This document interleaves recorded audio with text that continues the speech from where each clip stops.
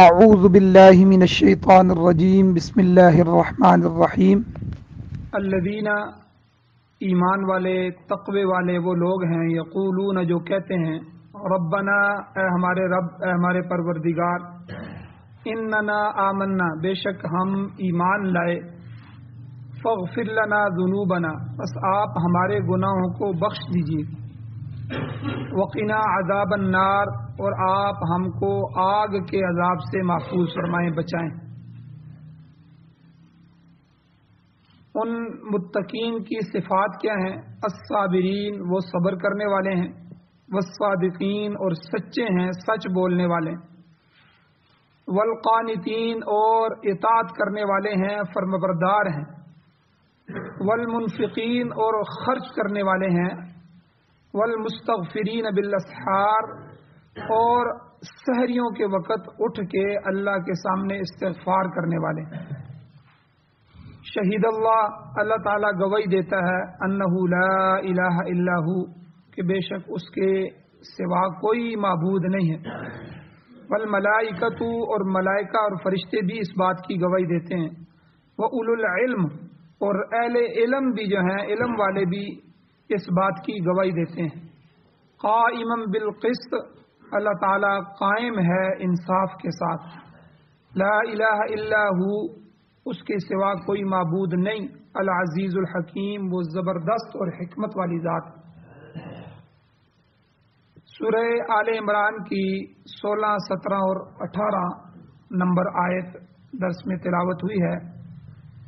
اس درس کے دو حصے پچھلے 2 دن گزر چکے ہیں، آج تیسرا دن ہے، تیسرا حصہ آج درس کا ہے۔ پچھلے درسوں کا خلاصہ یہ ہے کہ ایمان والوں کو، متقین لوگوں کو اللہ تعالیٰ للذین اتقوا عند ربهم جنات اللہ ان کو باغات عطا فرمائیں گے، جنتیں عطا فرمائیں گے جن کے نیچے نہریں جاری ہوں گی، اور پاکیزہ ازواج مطہرہ پاکیزہ بیویاں اللہ عطا فرمائیں گے۔ اب یہاں ان آیات میں اللہ تعالیٰ انہی ایمان والوں کا، متقین کا تذکرہ فرما رہے ہیں کہ وہ اپنے رب سے دعا کرتے ہوئے اس طرح دعا کرتے ہیں۔ اللہ نے دعا سکھلائی کہ ایک تو کہتے ہیں اننا آمنا اے اللہ سب سے پہلے ہم ایمان لائے، پھر اس کے بعد دعا کرتے ہیں کہ اے اللہ فاغفر لنا ذنوبنا ہمارے گناہوں کی معافی فرما۔ پھر اگلی آیت میں اللہ جل شانہ نے ان ایمان والوں کی، متقین کی صفات کو بیان فرمایا کہ وہ کون کون سی صفتوں والے لوگ ہیں۔ ان میں سے 3 صفات بیان ہو چکی تھیں۔ پہلی صفت صابرین، الصابرین مکمل تفصیل گزر چکی ہے۔ دوسرا والصادقین سچے لوگ، سچے لوگ جو ہیں ان کی تفصیل بھی گزر چکی ہے۔ اور تیسرا جو ہے والقانتین اطاعت گزار لوگ، اللہ کی ماننے والے لوگ۔ اور چوتھی صفت جو ہے وہ آج کے درس میں بیان ہوگی کہ اہل تقوی کا جو چوتھا گروہ ہے، اللہ نے فرمایا والمنفقین یہ وہ لوگ ہیں جو اللہ کی راہ میں محتاجوں پر خرچ کرنے والے ہیں۔ دین اسلام میں خرچ کرنا بذات خود ایک بہت بڑا اصول ہے، یاد رکھیں۔ اللہ تعالیٰ نے قرآن مجید میں صرف جمع کرنے، جن کی زندگی صرف جمع کرنے میں گزر جائے، ان جمع کرنے والوں کی مذمت بیان کی ہے۔ سورہ ہمزہ کے اندر اللہ فرماتے ہیں وَيْلٌ لِكُلِّ ہُمَزَةٍ لُمَزَةٍ الَّذِي جَمَعَ مَالًا وَعَدَّدَهُ وہ شخص کہ جو اپنے مال کو صرف جمع کرتا ہے، وعددہ اور بار بار گنتا رہتا ہے، ہر وقت گنتا ہے اب کتنے ہو گئے ہیں، اب کتنے ہو گئے ہیں، اب کتنے ہو گئے ہیں، اتنے اور ہو جائیں، اتنے اور ہو جائیں، بس اس کی زندگی اسی میں گزر جاتی ہے۔ اللہ نے اس کی اوپر ہلاکت بھیجی ہے، ویل ہلاک ہو جائیں ایسے شخص۔ الذی جمع مالا وعددہ جو صرف اپنے مال کو جمع کرتا رہتا ہے اور گنتا رہتا ہے، اور ساتھ یحسب ان مالہ اخلدہ یہ بھی گمان کرتا ہے کہ بے شک اس کا مال اسے ہمیشہ زندہ رکھے گا، ہمیشہ باقی رکھے گا۔ آج کل ہمارے معاشرے میں ایک جملہ کہا جاتا ہے، کہتے ہیں جی جس کے پاس دولت ہو وہ ہر چیز خرید سکتا ہے۔ یاد رکھیں کئی دولت مند ہم نے دیکھے ہیں جن کی زندگیوں میں سکون نہیں ہے۔ یورپ کے کئی ممالک ہیں وہاں جو ان کو دیکھا جائے تو ان کے پاس دولت بہت زیادہ ہے، بلکہ وہاں ہالینڈ وغیرہ اور ان ملکوں میں گورنمنٹ نے قانون بنایا ہے اگر کوئی آدمی غریب ہے اس کے لیے بھی جو ہے چندہ جو ہے اس کو جاری کرتے ہیں، ماہانہ تنخواہ اس کی ہے۔ جو بے روزگار ہیں جب تک روزگار نہیں ملتا اس کو بھی جو ہے وہ تنخواہ دی جاتی ہے۔ اس سب کے باوجود، اتنی دولت ہونے کے باوجود بھی جو ہے وہاں خودکشی کی ریشو جو ہے وہ بہت زیادہ ہے، خودکشیاں بہت، دنیا بھر سے سب سے زیادہ خودکشیاں وہاں ہوتی ہیں۔ تو آپ اندازہ لگائیں اتنی دولت ہونے کے باوجود خودکشی تو نہیں ہونی چاہیے۔ تو اس لیے دولت کے ساتھ سکون کا کوئی تعلق نہیں ہے، یاد رکھیں۔ اگر آپ یا ہم جو ہے 10 لاکھ کا بیڈ بنا لیں تو بیڈ کے اوپر نیند تھوڑے ہی آنی ہے، نیند تو اللہ نے دینی ہے۔ کتنے مالداروں کو ہم نے دیکھا ہے اے سی لگے ہوتے ہیں، ٹھیک ہے، اور ٹائلیں لگی ہوتی ہیں، فرانس سے ٹائلیں منگوائی ہیں جی، پتھر منگوائے ہیں، ٹھیک ہے، اور قیمتی بیڈ بنے ہوئے ہیں، لیکن گولیاں لے لے کر سوتے ہیں، لیکن ان کو نیند نہیں آتی۔ اور مزدوروں کو ہم نے دیکھا ہے دن کو تپتی ہوئی دھوپ کے اندر بھی درخت کی جڑ کے نیچے سر رکھ کے سو جاتے ہیں، اور ٹھڈے مار کے لوگ جگاتے ہیں اٹھو کام کرو۔ تو یعنی یہ سکون کی جو نعمت ہے یہ دل کے اندر ہے، یہ اللہ جل شان ہو ان کو عطا فرماتے ہیں۔ تو اس لیے اللہ نے صرف مال کو جمع کرنے والے کی مذمت بیان فرمائی۔ تو اسی طرح ایک جگہ اللہ نے یہودیوں کی یہ صفت بیان فرمائی ہے قرآن میں، اللہ کہتے ہیں جمع فاوعى، کہ وہ صرف محض جمع کرنا جانتے ہیں، خرچ کرنا نہیں جانتے، خرچ نہیں کرتے۔ تو مومن کی یہ صفت ہے کہ وہ دولت کماتا بھی ہے، پھر اللہ کی راہ میں خرچ بھی کرتا ہے، بخل نہیں کرتا۔ یاد رکھیں جس طرح جھوٹ اور چوری اور زنا کبیرہ گناہوں میں سے ہے، اسی طرح بخیل آدمی اللہ کو پسند نہیں ہے، بخل بھی کبیرہ گناہوں میں سے۔ ایک آدمی اتنا بخیل ہو جائے، اتنا بخیل ہو جائے کہ پیسوں کو ہاتھ ہی نہیں لگاتا، اپنی جان پہ بھی خرچ نہیں کرتا، اپنے بچوں اور اولاد پر بھی خرچ نہیں کرتا، بعض دفعہ بیمار ہوتے ہیں ان کے اوپر بھی خرچ نہیں کرتا، اتنا بخیل ہو گیا۔ تو اس لیے اللہ نے زکوٰۃ رکھی ہے، مالدار ہو گیا تو مالداروں پر زکوٰۃ ہے، وہ اپنا مال خرچ کرے، زکوٰۃ نکالے، صدقہ فطر ادا کرے، قربانی کا موقع آئے قربانی کرے، اور اسی طرح حج اس پر فرض ہے، اپنی رقم لگائے اور جا کر حج کرے، اور اسی طرح جو ہے وہ بیواؤں، یتیموں، مسکینوں کا خیال رکھے، مدارس کا خیال رکھے، مساجد کی تعمیر میں حصہ لے۔ یہ سارے کے سارے اس وقت ہوگا جب یہ صفت اس کے اندر پائی جائے گی۔ تو اہل تقوی جو ہے ان کی چوتھی صفت اللہ نے یہی بیان فرمائی، والمنفقین، کیونکہ ایک جگہ قرآن مجید میں اللہ نے یہ بھی بیان فرمایا وفی اموالہم حق للسائل والمحروم، کہ ایمان والا یہ جانتا ہے کہ ان کے مالوں میں محتاجوں اور محروموں کا حق اللہ نے رکھ دیا ہے، یہ حق اللہ نے رکھ دیا ہے ان کے مالوں میں کہ وہ محتاجوں پر بھی خرچ کریں گے، محروموں کو بھی دیں گے۔ اور اسی طرح ایک جگہ اللہ نے فرمایا آتی کل ذی حق حق کا، کہ ہر حقدار کو اس کا حق پہنچاؤ دو۔ اگر محتاجوں کی خبر گیری نہیں کرو گے تو لعنت برسے گی، مسلمانوں کو جو اجتماعی نظام ہے وہ خراب ہو جائے گا۔ لہذا جب اللہ تعالیٰ مال عطا کر دے تو اس کے دیے ہوئے میں سے اس کے حکم کے مطابق ضرورت مندوں کو ان کا حق ادا کرو، ان پر خرچ کرو۔ مفسرین اکرام یہاں فرماتے ہیں کہ خرچ کرنے کا حکم محض انفرادی نہیں ہے کہ ہر بندے کو حکم دیا جا رہا ہے، بلکہ اس کا اطلاق اجتماعی حیثیت پر بھی ہوتا ہے۔ اور اس ضمن میں حکومت وقت پر سب سے زیادہ ذمہ داری عائد ہوتی ہے۔ جو حکومت محض جمع کرتی ہے ایسی حکومت کو اسلام ختم کرنے کے لیے آیا۔ اس زمانے میں، پرانے زمانے میں کیسر و کسرا کی بڑی بڑی سلطنتیں تھیں، حکومتیں تھیں، لوگوں پر ناجائز ٹیکس لگا کر مال جمع کرتے تھے اور پھر اسے حقداروں تک پہنچانے کی بجائے اپنی عیاشی میں خرچ کرتے تھے۔ ایسی حکومتوں کی بے خونی کے لیے، ختم کرنے کے لیے اللہ تعالیٰ نے نبی علیہ الصلوۃ والسلام کو مبعوث فرمایا اور قرآن پاک کو نازل فرمایا۔ چنانچہ خلفائے راشدین جو گزرے ہیں تو حضور کے بعد خلفائے راشدین رضوان اللہ تعالیٰ علیہم اجمعین کے زمانے تک مسلمان اس پیارے اصول پر عمل کرتے رہے۔ بعد میں مسلمانوں میں ہی کیسر و کسرا پیدا ہونا شروع ہو گیا۔ آپ دیکھیں حضرت ابوبکر صدیق رضی اللہ تعالیٰ عنہ خلیفہ بنائے گئے، خلیفہ وقت ہے، وقت کا حکمران ہے، لیکن کیا کر رہے ہیں، مدینہ کے کونے میں ایک بڑھیا عورت ہے، نابینا ہو گئی ہے، کوئی اس کو سنبھالنے والا نہیں ہے، تو خلیفہ خود جا کے رات کے اندھیرے میں ان کو جو ہے کھانا بھی کھلا رہا ہے، ان کے گھر کو بھی صاف کر رہا ہے، ان کے برتن جو ہے وہ بھی دھو رہا ہے اور پانی کے برتن بھی بھر کے آ رہا ہے، گھر میں جھاڑو بھی دے رہا ہے، خلیفہ وقت یہ کر۔ تو اسی طرح حضرت عمر رضی اللہ تعالیٰ عنہ کو دیکھیں، رات کو دیکھا کہ باہر کوئی قافلہ آیا ہے، خیمہ لگا ہوا ہے، گئے تو دیکھا ایک بدو مسافر ہے، اس کی بیوی کا حمل تھا تو بچہ پیدا ہونے والا تھا، ان کو پتہ ہی نہیں تھا کہ یہ کون شخص ہے، تو ادھر واپس آئے اور جو ہے واپس آ کے بیت المال میں سے ایک جو ہے بوری لی، اس میں کھجوریں ڈالی، گھی ڈالا، سب کچھ ڈالا اور ڈال کے اس کو اپنے کندھے پر رکھا، اور دوسری طرف جو ہے اپنی بیوی کو ساتھ لیا، زوجہ کو۔ شہزادی وقت ہے، ظاہر بات ہے جو خلیفہ وقت ہوگا، وقت کا حکمران ہوگا، اس کی بیوی بھی، اس کی بھی کیا ویلیو ہوگی۔ تو لیکن اس کو ساتھ لیا اور ساتھ لے کے وہاں جا کر ان جو ہے، اور جاتے ہوئے جب اس مال کو اٹھانے لگے تو خادم جو ہے وہ کہنے لگا، جو ان کا نوکر تھا، غلام تھا، کہ امیر المؤمنین یہ آپ میرے کندھے پہ رکھیں۔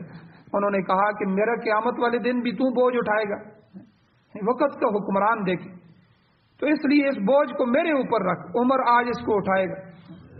اس پوری بوری کو اٹھا کے وہاں تک لے کے گئے، اور بیوی جو ہے وقت کے حکمران کی بیوی ہے اور اس بدو کی خیمے کے اندر خدمت کر رہی۔ اب جو ہے اس کو اللہ نے بچہ عطا کیا، اور بیوی اندر سے آواز لگاتی ہے، امیر المؤمنین اپنے دوست کو خوشخبری سنائے۔ اس وقت وہ بدو کانپ گیا کہ یہ امیر المؤمنین ہے، وقت کا حکمران ہے، کہ وہ میرے لیے کھانا پکانے کے لیے یہاں چیزیں لے کے آیا اور اپنی بیوی کو میری بیوی کی خدمت کے لیے لے کے آئے۔ تو یہ خلفائے راشدین کا سنہرا دور تھا کہ جس وقت جو ہے حکمران عوام کی خدمت کے لیے اوپر آتے تھے۔ لیکن آج جو ہے ہماری حکومتوں میں بھی کیسر و کسرا پیدا ہو گئے ہیں۔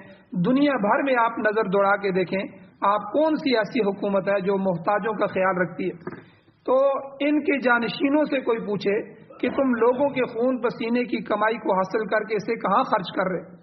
سب منمانی کر رہے ہیں، کوئی اکا دکا اچھا آدمی آ جائے جسے خوف خدا ہو، جو امانت اللہ نے اس کے سپرد کی ہے اسے حقداروں تک پہنچاتا ہو، ورنہ عام طور پر ہر طرف اگر آپ دیکھیں گے شہنشاہیت ہی شہنشاہیت ہے، ملوکیت قائم ہے۔ تو بہرحال شاہ ولی اللہ محدث دہلوی رحمۃ اللہ علیہ فرماتے ہیں، جو سوسائٹی، جو معاشرہ اپنے غریبوں اور محتاجوں کا خیال نہیں رکھتا وہ مٹا دینے کے قابل ہے۔ آپ نے اپنے سب سے بڑے مرید اور اپنے جو ہے رشتے کے بھائی کو جب بیعت میں داخل فرمایا، بیعت کی، تو انہوں نے ان الفاظ سے اس سے بیعت کی کہ تم نے ہمیشہ زندگی میں نیکی پر قائم رہنا ہے اور ہمیشہ غرباء اور مساکین کے مسائل کو حل کرنا ہے۔ آپ دیکھیں پیر مرید سے بیعت لے رہے ہیں شاہ ولی اللہ محدث دہلوی، تو اس شرط پر لے رہے ہیں کہ آپ اپنی زندگی غرباء اور مساکین کے لیے وقف کرنی۔ تو مولانا عبید اللہ سندھی رحمۃ اللہ علیہ فرماتے ہیں کہ ہمارے علماء نے بھی کافی کام خراب کیا ہوا ہے، یہ بھی ملوکیت سے متاثر ہو کر بگڑ گئے ہیں۔ بہت کم لوگ بہرحال ایسے رہ گئے ہیں جو غرباء اور مساکین کا خیال رکھتے ہیں، خود عیش اور آرام کے طالب ہیں مگر اصل مشن سے دور ہو گئے۔ تو بہرحال یہ چوتھی صفت ہے ایمان والوں کی، متقین کی، والمنفقین، کہ وہ اللہ کے راستے میں خرچ کرنے والے ہیں، بخیل نہیں ہیں۔ اور پانچویں متقین کی صفت اللہ نے کیا بیان فرمائی کہ پانچویں شاخ ان کی یہ ہے، والمستغفرین بالاسحار، یہ لوگ سحری کے وقت اٹھتے ہیں اور اٹھ کر اللہ سے بخشش کی دعائیں مانگتے ہیں، مستغفرین، استغفار کرتے ہیں۔ سحری کا جو وقت ہوتا ہے یہ تنہائی کا وقت ہوتا ہے، سکون کا وقت ہوتا ہے، ساری دنیا سوئی ہوتی ہے، ساری انسانیت سوئی ہوتی ہے، سارے جو ہے چرند پرند سوئے ہوتے ہیں اپنے گھونسلوں میں، اور ہر چیز سوئی ہوتی ہے، اللہ جاگ رہے ہوتے ہیں اور اللہ کے یہ خاص بندے جاگ رہے ہوتے ہیں۔ تو یہ صفت اللہ نے بیان فرمائی کہ سحری کے وقت جو ہے چونکہ اللہ کی رحمت کے نزول کا وہ وقت ہوتا ہے، تقرب الہی کے اس وقت میں اللہ تعالیٰ سے اپنی خطاؤں کی معافی طلب کرتے ہیں۔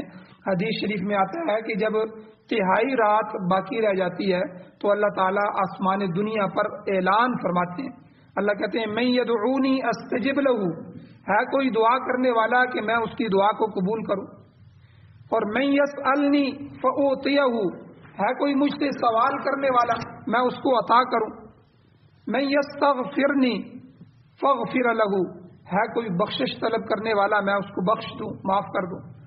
یعنی ہر جو ہے سحری کے وقت جب رات کے 3 حصے گزرتے ہیں، تیسرا حصہ شروع ہوتا ہے، تہائی رات، تو اس وقت اللہ جل شانہ پہلے آسمان پہ تشریف لاتے ہیں، وہاں یہ اعلان کرتے ہیں، منادی یہ اعلان کرتے ہیں۔ تو اس لیے حضرت عبداللہ ابن مسعود رضی اللہ تعالیٰ عنہ، حضرت علی رضی اللہ تعالیٰ عنہ، تقریباً سارے صحابہ کا یہ جو ہے عادت تھی ان کی، کہ سارے صحابہ کے متعلق منقول ہے کہ رات کی نماز میں مشغول رہتے، رات کی نماز پڑھتے، جب سحری ہو جاتی تو اس وقت توبہ استغفار میں لگ جاتے۔ ربنا اغفر لنا ذنوبنا، پیچھے گزرا ہے کہ ان کی صفات میں سے یہ بھی ہے وہ اپنے رب سے اپنے لیے مغفرت بھی مانگتے ہیں۔ تو یہ 5ویں صفت، یہ 5 صفاتیں جو بیان ہوئی ہیں، یہ ایمان والوں کے لیے، متقین کے لیے اللہ نے بیان فرمائی۔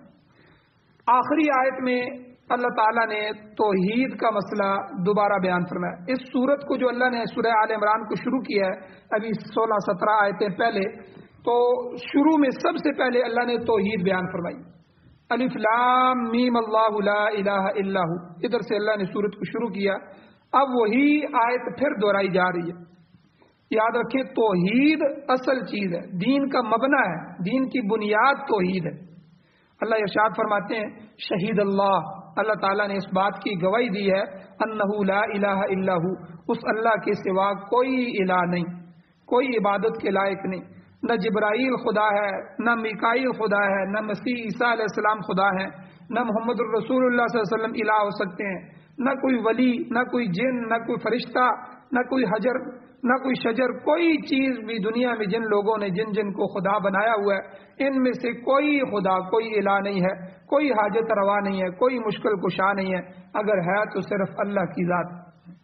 اور یہ خود گواہی جو دے رہے ہیں، یہ 3 طبقوں کی گواہی اللہ نے یہاں ذکر فرمائی توحید پر۔ سب سے پہلے خود اللہ نے اپنی گواہی ذکر فرمائی، شہید اللہ گواہی دیتے ہیں، انہ لا الہ الا ہو، کہ اس کے علاوہ کوئی معبود نہیں۔ جب یہ آیت اتری تو ایک صحابی محبت، اللہ کی محبت میں، صحابہ اکرام کے دل میں اللہ کی محبت اتنی زیادہ تھی کہ وہ تڑپ اٹھے، اور وہ صحابی کہنے لگے کہ کون ایسا آدمی ہے کہ جس کو یقین دلانے کے لیے میرے اللہ گواہی دے رہے ہیں، میرے اللہ قسمیں اٹھا کے ان کو کہہ رہے ہیں کہ میرے علاوہ کوئی معبود نہیں۔ تو یعنی یہ محبت بھی ایک عجیب چیز ہوتی ہے، جب اللہ جل شانہ سے ہو جائے، جب اللہ کے نبی سے ہو جائے، دین اور شریعت سے ہو جائے، تو انسان اسی طرح اس پر مرنے کے لیے تیار ہو جاتا ہے، جس طرح دنیا کی جو عارضی محبتیں ہیں اس کے لیے ہم اپنی جان دینے کے لیے تیار ہو جاتے ہیں۔ تو صحابہ کی جو تربیت حضور نے فرمائی، وہ تربیت ہی اسی طرح تھی کہ سب سے پہلے ان کے دل میں اللہ کی محبت پیدا فرمائی۔ تو وہ اتنی محبت میں گرفتار ہو چکے تھے کہ اپنی جان کی بھی پرواہ اللہ کی محبت میں نہیں کر رہے تھے۔ تو اس لیے یہاں اللہ تعالیٰ نے سب سے پہلے خود گواہی دی ہے۔ تو اس لیے الہ جو ہے، الہ لا الہ الا ہو، الہ کا جو معنی ہے یہ بڑا وسیع ہے۔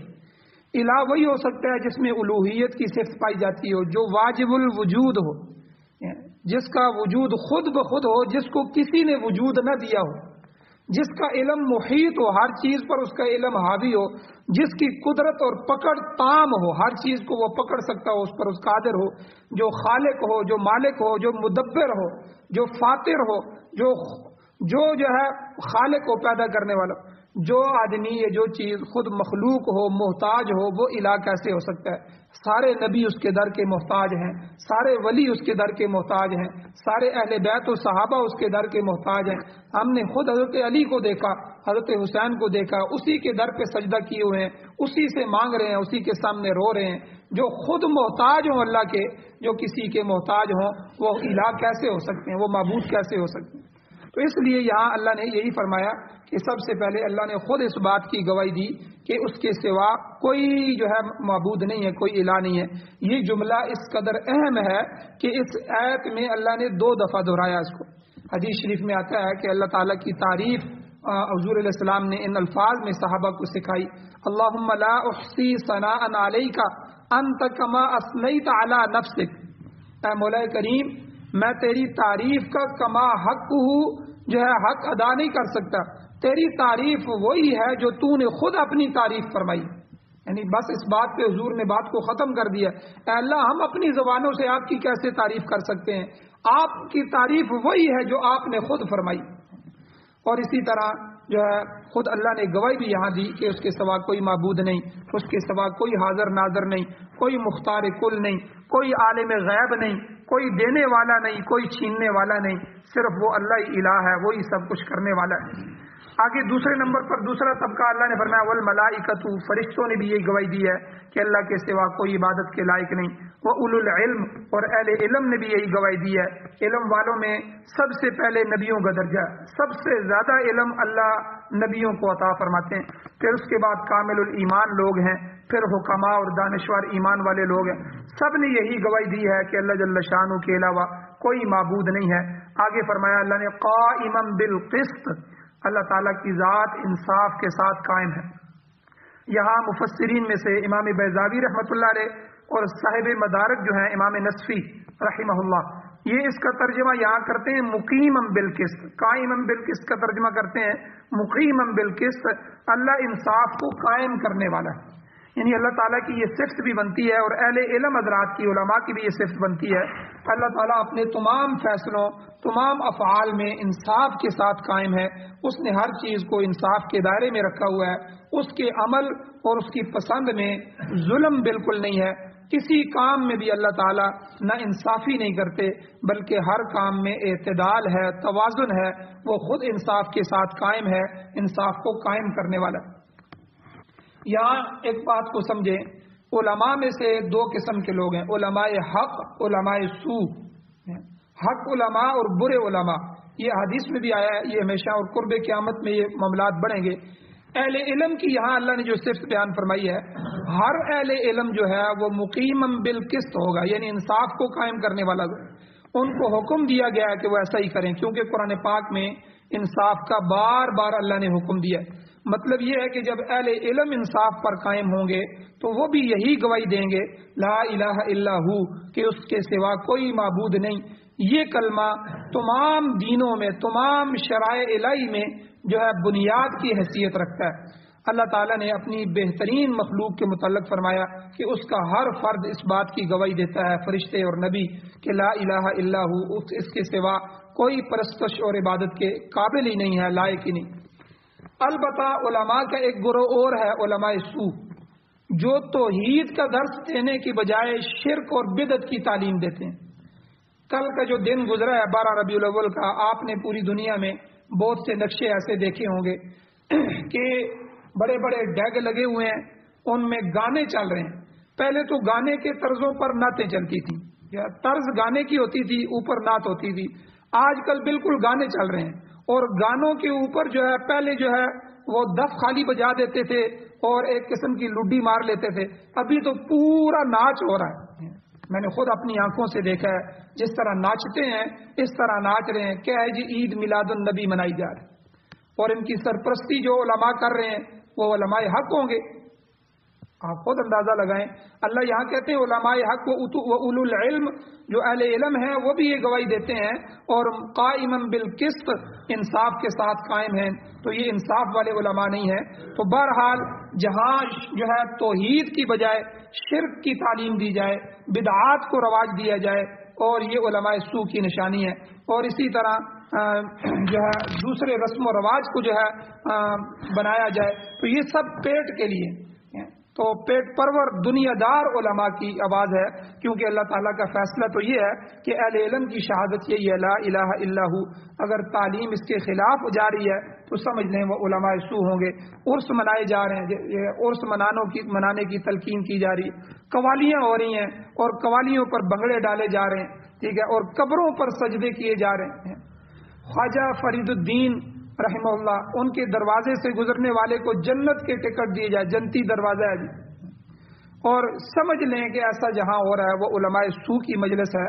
خواجہ صاحب جو تھے وہ تو ماشاءاللہ کامل الایمان بزرگ تھے، ان کے ہاتھ پر جو پنجاب کے ہزاروں لاکھوں خاندانوں کو اللہ نے ایمان کی دولت نصیب فرمائی، ہدایت نصیب فرمائی، انہوں نے استعارے سے کوئی بات کی ہوگی، جو کوئی بات بھی کی ہوگی، لیکن بہرحال نیکی کا کوئی دروازہ انہوں نے کہا ہوگا گزرنے کا، تو اس میں یہ کہہ دیا گیا کہ یہ دروازہ جنتی ہو گیا، اب جو بھی اس میں سے گزرے گا وہ جنت میں چلا جائے گا، اس کو کوئی عمل کرنے کی ضرورت نہیں ہے۔ اور اس کے علاوہ دیکھیں کہیں شرکیہ فعل ہو رہے ہیں، کہیں تعزیے نکالے جا رہے ہیں، ان کی تعظیم ہو رہی ہے، کہیں سجدے کیے جا رہے ہیں، کہیں چڑھاوے چڑھائے جا رہے ہیں. تو یہ صرف عوام تک محدود نہیں ہے، بلکہ حکومت کی سطح تک ایسے افعال کی سرپرستی ہو رہی ہے. قبروں پر چادریں چڑھائی جا رہی ہیں، مقبرے بن رہے ہیں، تو ایسے کاموں پر بے دریغ پیسہ بہایا جا رہا ہے. یہ سب کچھ کیا جا رہا ہے. لاؤڈ سپیکروں پر علل اعلان جو ہے شرک اور بدعت کی تعلیم دی جا رہی ہے. یہ اولو العلم کا کام نہیں ہے، کیونکہ ان کی شہادت تو ایک ہی ہے کہ اللہ کے سوا کوئی معبود نہیں. تو بہرحال آخری جملہ اللہ نے فرمایا وَهُوَ الْعَزِيزُ الْحَكِيمُ، وہ اللہ زبردست ذات ہے، حکمت والی ذات ہے. امام راضی رحمۃ اللہ علیہ فرماتے ہیں عزیز کا معنی ہے کمال قدرت کا مالک، یعنی وہ جو چاہے کرے، اس کی قدرت کے سامنے کسی کو ٹھہرنے کی مجال نہیں ہے. اور حکیم کا معنی ہے کمال حکمت کا مالک، ہر چیز اللہ تعالیٰ کی حکمت کے مطابق ہے. وہ حکیم ہے، وہی معبود ہے، اس کے بغیر عبادت کے لائق کوئی نہیں ہے. اس کا ہر کام جو ہے وہ حکمت کے اندر ہوتا ہے، چاہے ہمیں اس کی حکمت سمجھ آئے نہ آئے، لیکن جو ہے اس کا ہر کام حکمت سے بھرا ہوا ہے. اللہ جل شانہ سے دعا ہے اللہ ہمیں عمل کی توفیق عطا فرمائے. آمین. الحمدللہ رب العالمین والعاقبۃ للمتقین والصلاة والسلام علی رسولہ النبی الامی الکریم. اللهم ربنا آتنا فی الدنیا حسنۃ وفی الآخرۃ حسنۃ وقنا عذاب النار. یا اللہ ہماری کمیوں کوتاہیوں کو معاف فرمائیے، درگزر فرمائیے، صغیرہ کبیرہ گناہوں کو معاف فرمائیے. یا اللہ قرآن و سنت کو سمجھنے، سننے، عمل کرنے، یا اللہ اس کو پھیلانے اور اس کی اشاعت کرنے کی توفیق عطا فرمائیے. یا اللہ ہماری نسلوں کو، ہماری اولادوں کو قرآن کی خدمت کے لیے قبول فرمائیے، ہمیں اس سے محروم نہ فرمائیے. یا اللہ قرآن و سنت کی بہاریں اس ملک میں بھی اور پوری دنیا میں ہمیں نصیب فرمائیے. یا اللہ اپنے نظام کو پوری دنیا میں غالب فرمائیے. یا اللہ جو مظلوم ہیں، مجبور ہیں، مقروض ہیں، ان کی مدد نصرت فرمائیے. یا اللہ جو بیمار ہیں ان کو شفا عطا فرمائیے. جو حضرات ایمان کی حالت سے اس دنیا سے جا چکے ہیں، یا اللہ ہم سب کی بخشش فرمائیے. ہم سب کی جائز حاجتوں کو محض اپنے فضل و کرم سے غیب کے خزانوں سے پورا فرمائیے. صلی اللہ تعالی علی خیر خلقہ محمد و آلہ و صحبہ اجمعین برحمتک یا ارحم الراحمین.